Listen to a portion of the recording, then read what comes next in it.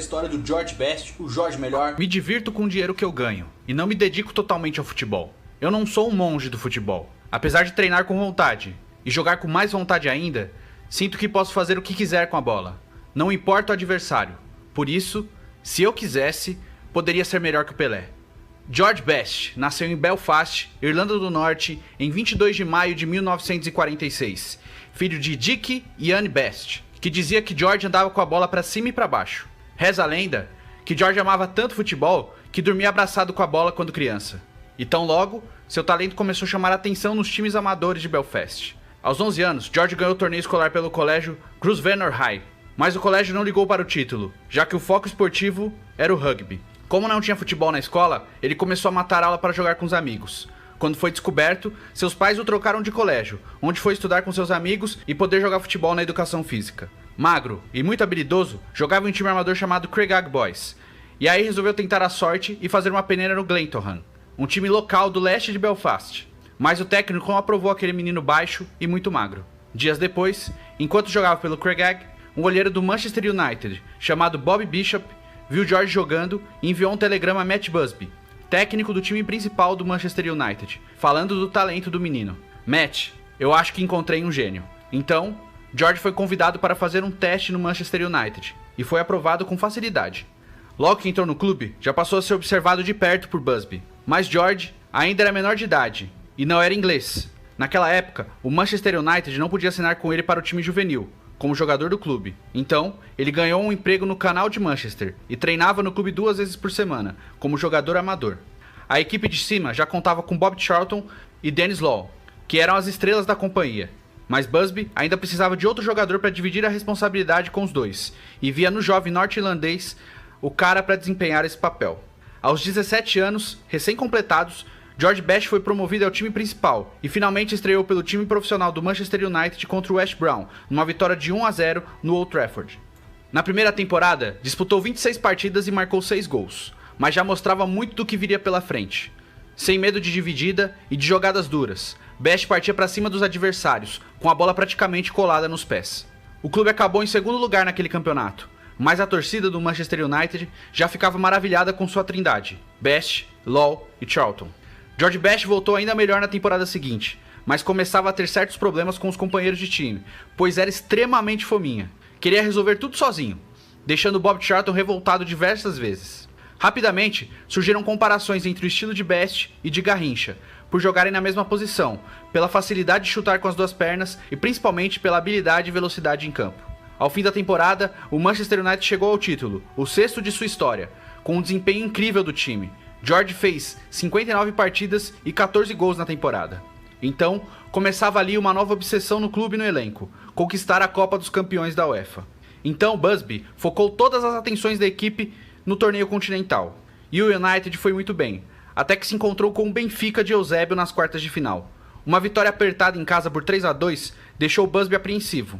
No jogo de volta, em Lisboa, ele pediu ao time que jogasse com cautela no começo do jogo, mas Best desobedeceu o técnico e aos 12 minutos de jogo já tinha marcado 2 gols. O jogo acabou 5-1 para o Manchester United, com 3 gols de George Best. Então, os jornais ingleses ficaram eufóricos e deram a Best o apelido que carregou a vida inteira, o Quinto Beatle. O apelido ganhou tanta força, não só pelo desempenho de Best nos campos, mas também por sua vida atribulada fora deles. Considerado um galã, o jogador era visto frequentemente com carros esportivos e sempre na companhia de belas mulheres ao seu lado. Mas o apelido e a atenção da imprensa George Best já tinha conquistado. Ele saía das páginas esportivas e era a capa de revistas e jornais sobre a vida de famosos. Tamanha a atenção que tinha e o interesse em seu nome. Era um verdadeiro popstar. Apesar da vida boêmia fora de campo, Best continuava em grande fase. Então, seus excessos não tinham peso, já que seu jogo não mudava. Novamente, ao fim da temporada, liderou o clube na conquista do campeonato inglês, marcando 10 gols em 45 partidas. Então, chegou a temporada 1967-68. Com a base dos outros anos mantida e com jogadores na sua melhor forma, o Manchester United novamente focou suas atenções na Copa dos Campeões. Era uma obsessão completa dos jogadores levar o clube a ser o primeiro campeão continental do país. A temporada de George Best era soberba, a melhor de sua carreira disparada. Aos 22 anos, foi artilheiro do clube na temporada e acabou artilheiro do campeonato inglês com 28 gols. Na Copa dos Campeões, o United fez grande campanha, eliminando o Hibernians da Escócia, o Sarajevo da Iugoslávia, o Górnik Zabrze da Polônia e o Real Madrid na semifinal. Na final, novamente um embate contra o Benfica de Eusébio, no estádio de Wembley. Mais de 90 mil pessoas presenciaram um jogo extremamente equilibrado, que acabou em 1-1. Mas, na prorrogação, o talento de Best e Charlton se sobressaíram aos portugueses, e o jogo acabou em 4-1. Finalmente, o Manchester United chegava à maior glória de sua história, e ficando à frente de todos os clubes ingleses naquele momento. No fim da temporada, George Best recebeu a bola de ouro da France Football, como o melhor jogador europeu do ano. É o único irlandês da história a receber o prêmio. No total, George Best marcou 262 gols em 746 jogos. Seus anos de grande desempenho foram apenas no Manchester United, dos 17 aos 26 anos. Sua carreira sem jamais ter disputado uma Copa do Mundo na vida. É um dos grandes da história do futebol que nunca jogaram um Mundial, assim como Di Stéfano, Evaristo de Macedo, Cantona, Giggs, UEA, Ian Rush e outros. Por mais que tivesse um talento maior que a grande maioria dos jogadores, seu comportamento como um popstar e de se achar acima do bem e do mal acabaram minando suas chances de ser ainda maior do que foi na história do futebol. A bebida sempre foi sua fiel companheira durante toda a sua vida. Pelé mandou uma carta a Best, dizendo torcer por ele, e assinou, do segundo melhor jogador de todos os tempos, Pelé. Best disse que aquele foi seu último brinde na vida. Dia 25 de novembro, George Best morreu com falência múltipla de órgãos. Recebeu diversas homenagens ao redor do mundo e principalmente do Manchester United e de sua torcida. Seu corpo foi enviado para Belfast, onde o cortejo foi acompanhado por mais de 100 mil pessoas. Foi enterrado ao lado da pessoa que mais amou na vida, sua mãe Anne. George Best é com certeza um dos maiores jogadores da história do futebol. Um craque, um gênio, que encantou o mundo com a sua habilidade e seu futebol sem medo, de categoria e de jogo bonito. Seu nome e seu talento continuam sendo exaltados e estão perpetuados na história. George Best foi um futebolista norte-irlandês. Se consagrou no time inglês do Manchester United, sendo considerado um dos maiores ídolos do United de todos os tempos e o melhor jogador irlandês e britânico da história. Seu talento foi reconhecido além da Europa. O jornalista e técnico brasileiro João Saldanha, indagado em 1981 para escalar seu time dos sonhos, colocou Best entre os titulares e a revista Placar descreveu-o em 1970 como um jogador brasileiro nascido na Irlanda do Norte. O significado de seu sobrenome, em inglês, significa melhor, o que gerou um ditado popular em sua terra natal: Maradona, good. Pelé, better.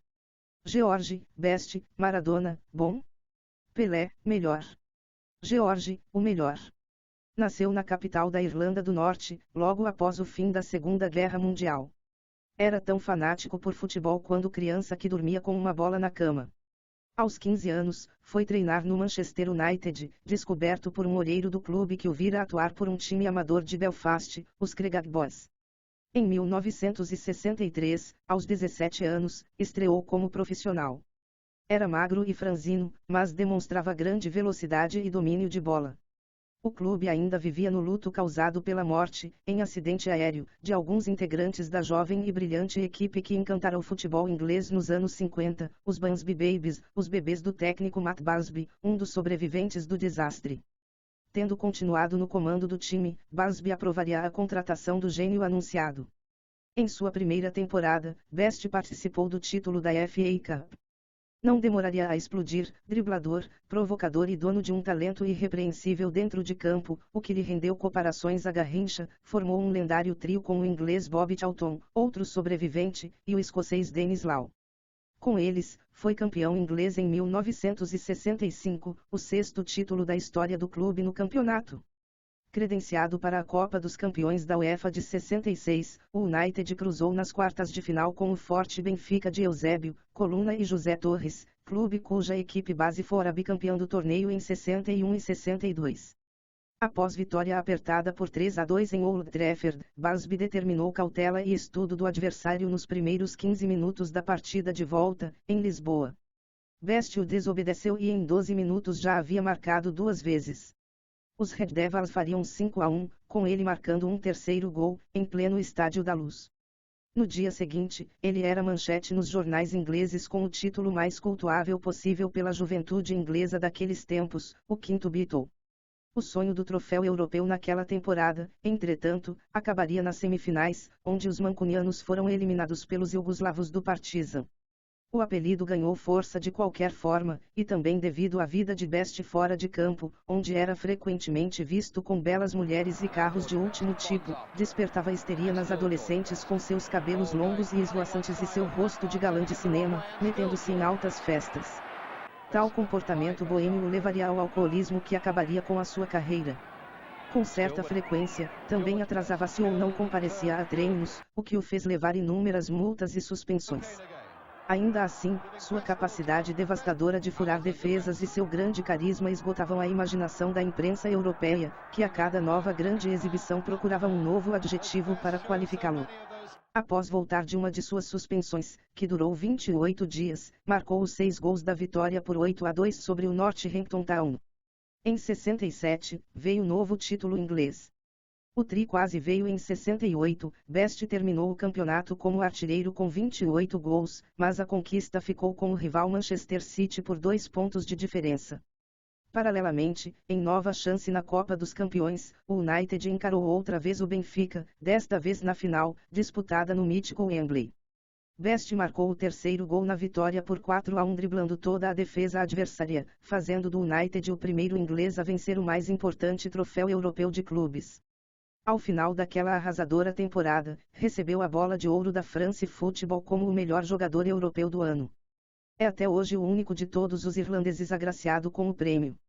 No clube que aprendeu a amar, marcaria 179 gols em 470 jogos, tendo sido artilheiro do time em 6 temporadas seguidas. Best está, certamente, entre os grandes jogadores da história do futebol a jamais ter jogado uma Copa do Mundo. A estreia pela seleção norte-irlandesa ocorreu em 64, em amistoso contra o país de Gales. Na partida, estreou também outra futura grande estrela da seleção, o goleiro Pat Jennings, e a equipe, que estreara em Copas no Mundial de 58 e esteve ausente no de 62, esteve bem próxima de classificar-se para a Copa de 66, sediada na Inglaterra, onde morava. Um empate fatal fora de casa na última rodada das eliminatórias contra a inexpressiva Albânia eliminou o selecionado, que ficou um ponto atrás, com maior saldo de gols, do que a primeira colocada, a Suíça. Casado 2 vezes e tendo 4 filhos, 2 dos quais não reconheceu como dele, deu em 1990 um vexame em debate ao vivo pela BBC, completamente bêbado, eu o vi se aproximar e os olhos dele estavam vermelhos. Sabia que ele tinha tomado várias em menos de 5 minutos, disse o apresentador do programa, Terry Wogan. Em 2002, teve de receber um transplante de fígado, destruído pela cirrose, voltando a beber logo no ano seguinte. No dia 3 de outubro de 2005, foi internado às pressas no Hospital Cromwell de Londres com problemas nos rins. Seus últimos dias foram no hospital, ao lado de sua família e do amigo Dennis Law. Aos pés da cama, uma carta com a seguinte assinatura, do segundo melhor jogador de todos os tempos, Pelé. Sobre ela, Best disparou, este foi o último brinde da minha vida. No dia 20 de novembro, teve seu último gesto de nobreza, deixou-se fotografar no seu estado lamentável no quarto do hospital onde estava pela imprensa, com a mensagem, não morra como eu. Morreria 5 dias depois, com múltipla falência dos órgãos. Homenageado por multidões e políticos como grande estrela, foi enterrado com 59 anos ao lado de sua mãe na sua cidade natal, Belfast. George Best é considerado um herói nacional em sua terra natal, a Irlanda do Norte. O cortejo de seu funeral foi acompanhado por cerca de 100.000 pessoas. O aeroporto internacional de Belfast foi renomeado para George Best Belfast City Airport.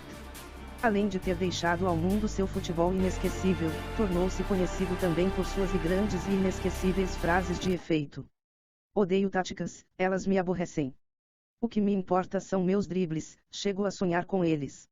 Eu sou o cara que levou o futebol das páginas internas para a capa dos jornais. Em 1969, eu abandonei as mulheres e o álcool. Foram os 20 piores minutos da minha vida. Gastei muito dinheiro com bebidas, mulheres e carros. O resto eu desperdicei. Dizem que tentei dormir com 7 Misses Mundo. Não é verdade. Foram apenas 4. As outras 3 é que vieram atrás de mim. Se você me fizesse escolher entre passar por 4 jogadores e marcar um gol de 30 jardas contra o Liverpool ou ir para a cama com a Miss Universo, seria uma escolha difícil. Felizmente, eu fiz os 2. Se eu tivesse nascido feio, vocês não ouviriam falar de Pelé. Dou-me muito bem com as garotas, gosto de divertir-me, de tirar prazer do dinheiro que ganho e por isso não me dedico inteiramente ao futebol. Eu não serei um monge do futebol apesar de treinar com vontade e de jogar com mais vontade ainda. Sinto que posso fazer o que quiser com a bola, não importa o adversário. Por isso, poderia ser melhor que Pelé, se quisesse. E para finalizar esse breve resumo sobre o maior jogador do futebol norte-irlandês da história e um dos melhores de todos os tempos, seguem algumas de suas conquistas individuais. Futebolista inglês do ano pela FA, 67 e 68. Ballon d'Or, 1968. Equipe do ano PFA da Football League Second Division, 76-77. Football League 100 Legends. Prêmios do Jubileu da UEFA, 2003. Jubileu de Ouro da UEFA, 19º. FIFA 100. Equipe do século PFA, de 1907 a 2007. Equipe do século PFA, 1907 a 1976. Hall da Fama do Futebol Inglês, 2008. Prêmio de Mérito PFA, 2006. Prêmio Tributo FWA, 2007. 16º melhor jogador do século XX pela IFFHS. 11º melhor jogador europeu do século XX pela IFFHS. Bola de Ouro Dream Team, melhor ponta direito da história, 3º esquadrão.